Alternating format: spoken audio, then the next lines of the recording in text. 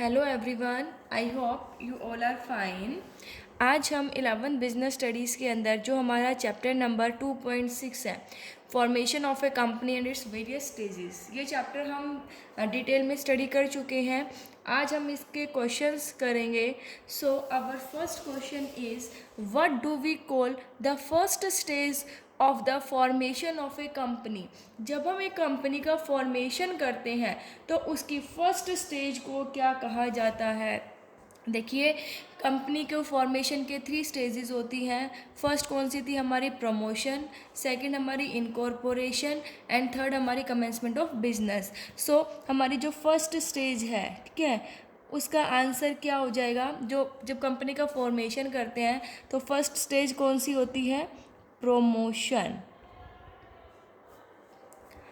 Our second question is, what is the father of a company called? Company के father को क्या कहा जाता है?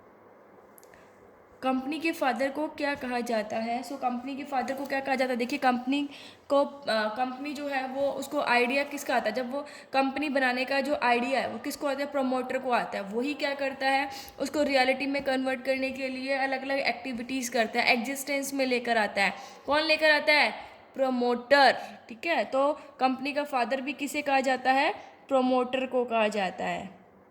ठीक है, इसका आंसर क्या होगा? Promoter. Our third question is, give the name of the main document submitted to the registrar of companies for the formation of a company.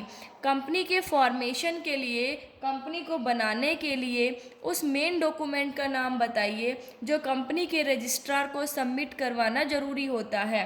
कौन सा होता है कंपनी के रजिस्ट्रार को सबमिट कराना? Main document. हमारा सबसे इंपॉर्टेंट डॉक्यूमेंट कौन सा होता है? हमने किया भी था, that is MOA, memorandum of association. Memorandum of association, that is MOA. Our next question is, write the full form of CIN. CIN की फुल फॉर्म बताइए। CIN की फुल फॉर्म क्या थी हमारी? C से कॉरपोरेट, I से हमारी है आइडेंटिटी और N से नंबर। CIN की फुल फॉर्म क्या हो जाएगी? Corporate identity number. Our next question is, write one effect of the incorporation of a company. जब हम कंपनी का इनकॉर्पोरेशन करते हैं तो उसका एक इफेक्ट बताइए। देखिए, कंपनी का इनकॉर्पोरेशन करते ही एक प्राइवेट कंपनी अपने बिजनेस को स्टार्ट कर सकती है, तो इसका इफेक्ट है ना। एक इफेक्ट हम ये भी कह सकते हैं कि जैसे ही कंपनी का इनकॉर्पोरेशन वाली स्टेज पार की, प्राइवेट कंपनी कर सकती है, लेकिन पब्लिक कंपनी कब तक अपना बिजनेस स्टार्ट नहीं कर सकती? जब तक कमेंसमेंट ऑफ बिजनेस की सर्टिफिकेट उसको नहीं मिल पाती। तो कंपनी के इनकॉर्पोरेशन का एक इफेक्ट अगर हम कहें तो हम ये भी कह सकते हैं क्या, कि प्राइवेट कंपनी जो है वो इसके जस्ट बाद अपना बिजनेस स्टार्ट कर सकती है। हम क्या लिखेंगे? A private company can begin its own business.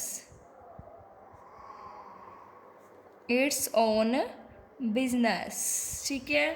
Next है, मिनिमम सब्सक्रिप्शन कितना होता है? क्या होता है मिनिमम सब्सक्रिप्शन? मिनिमम सब्सक्रिप्शन किसके इक्वल होता है? 90% ऑफ द शेयर इशूड, की जितने हमने शेयर इशू किए हैं उसका एटलीस्ट 90% जो है उसकी एप्लीकेशन रिसीव हो जानी चाहिए।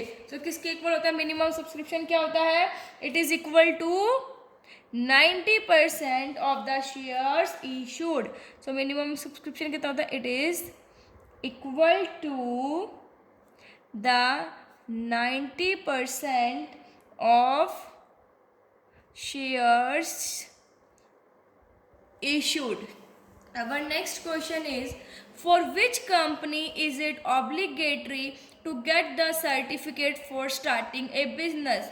कौन सी कंपनी के लिए बिजनेस को स्टार्ट करने से पहले सर्टिफिकेट लेना ज़रूरी होता है? कौन सी कंपनी होती है बिजनेस को स्टार्ट करने के लिए, मतलब कमेंसमेंट की? कमेंसमेंट की सर्टिफिकेट लेने के लिए कौन सी कंपनी के लिए ज़रूरी होता है?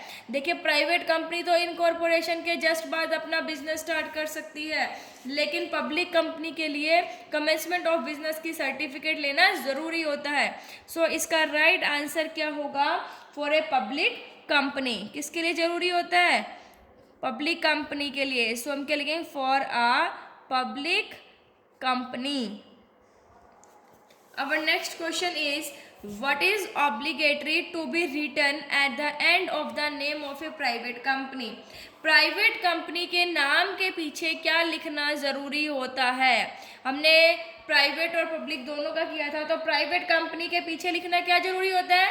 Private limited. प्राइवेट कंपनी के पीछे हम क्या लिखते हैं? Private limited. और पब्लिक के पीछे क्या लिखते हैं हम? लिमिटेड। ठीक है। सो प्राइवेट कंपनी के नाम के पीछे क्या लिखेंगे? हमेशा प्राइवेट लिमिटेड। हमारा नेक्स्ट क्वेश्चन है, which clause of MOA memorandum of association explains the rights of a company? हमने मेमोरेंडम ऑफ एसोसिएशन के अलग अलग क्लॉज पढ़े थे, name clause, liability clause, subscription clause. ठीक है। तो जो मेमोरेंडम ऑफ एसोसिएशन का उसका कौन सा क्लोज कंपनी के राइट्स के बारे में बताता है? कंपनी के जो राइट्स हैं वो कौन सा क्लोज बताता है? किसने बताया था कंपनी के राइट्स के बारे में? Object close. ठीक है, ऑब्जेक्ट क्लोज भी था ना एक। सो इसका राइट आंसर क्या हो जाएगा? ऑब्जेक्ट क्लोज, जिसके अंदर कंपनी के ऑब्जेक्टिव्स को, मेन ऑब्जेक्टिव, सब्सिडरी ऑब्जेक्टिव्स को बताया जाता था। कंपनी के क्या क्या राइट्स होते हैं, ये सारी चीज़ें किस में बताई जाती हैं? ऑब्जेक्ट क्लोज के अंदर बताई जाती है। सो ऑब्जेक्ट क्लोज जो है वो क्या बताता है? कंपनी के राइट्स को एक्सप्लेन करता है। नेक्स्ट है, give the name of the assisting document of the MOA memorandum of association के असिस्टिंग, जो उसको हेल्प करता है, जो उसको अचीव करने में, जो भी मेमोरेंडम ऑफ एसोसिएशन के अंदर ऑब्जेक्टिव्स मेंशन है उनको अचीव करने में कौन हेल्प करता है? असिस्टिंग डॉक्यूमेंट उसका कौन सा है? मेमोरेंडम ऑफ एसोसिएशन का कौन सा? हमारा आर्टिकल ऑफ एसोसिएशन। सो क्या हो जाएगा हमारा right answer? Articles of association, जिसे हम क्या कहते हैं? AOA। नेक्स्ट क्वेश्चन है, can a private company issue its prospectus? क्या एक प्राइवेट कंपनी प्रोस्पेक्टस इशू कर सकती है? सो हमने स्टडी किया था कि प्राइवेट कंपनी कभी भी अपना प्रोस्पेक्टस इशू नहीं कर सकती, मतलब वो कभी भी लोगों को इनवाइट नहीं कर सकती कि आप उनके शेयर्स और डिबेंचर्स में इन्वेस्ट कीजिए। ठीक है। सो एक प्राइवेट कंपनी जो है वो कभी भी अपना प्रोस्पेक्टस इशू नहीं कर सकती। नेक्स्ट क्वेश्चन है, is it obligatory for a public company to issue its prospectus? क्या पब्लिक कंपनी के लिए बहुत जरूरी है कि वो प्रोस्पेक्टस इशू करे ही करे? देखिए, पब्लिक कंपनी के लिए जरूरी होता है प्रोस्पेक्टस इशू करना, लेकिन ऑब्लिगेटरी नहीं होता। वो इसके लिए प्रोस्पेक्टस इशू नहीं करती तो वो क्या इशू कर सकती है? Statement in lieu of prospectus भी इशू कर सकती है। सो हमारा आंसर क्या होगा? नो। ठीक है। Our next question is, when is the statement in lieu of prospectus issued? जो statement in lieu of prospectus है वो कब इशू किया जाता है? जब एक पब्लिक कंपनी अपना प्रोस्पेक्टस इशू नहीं करती है तो उस टाइम पर statement in lieu of prospectus issue किया जाता है। ठीक है। तो statement in lieu of prospectus कब इशू किया जाता है? जब पब्लिक कंपनी प्रोस्पेक्टस इशू नहीं करती है। आई होप आपको ये क्वेश्चन समझ में आ गए होंगे। Thank you. Stay safe, stay home.